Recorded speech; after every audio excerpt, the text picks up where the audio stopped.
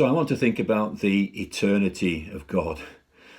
Or eternity. We tend to think of eternity as something which never ends, and we have some conception of that. Thomas Watson, the great Puritan writer and preacher, once said that if we imagine the whole earth were a heap of sand, and a little bird came once every 10,000 years and took away one grain of that sand, how vast the time would be before that whole heap of sand was removed. And yet that time is finite, and it would one day happen.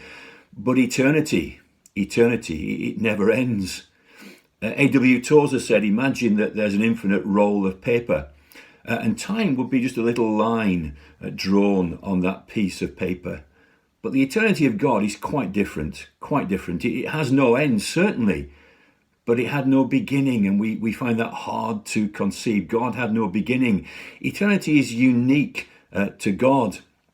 However, God's eternity is far more awesome than a progression of time past, present, and future.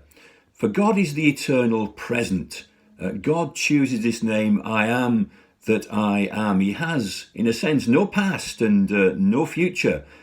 He simply is. He's the eternal present. We are time-bound creatures, and he is not. God is now at creation. God is now at the final judgment. God is at all points in between and before and after. He's watching me being born right now. He's watching me getting married. He's watching me making this vlog. He's watching me die. He's watching me rise again.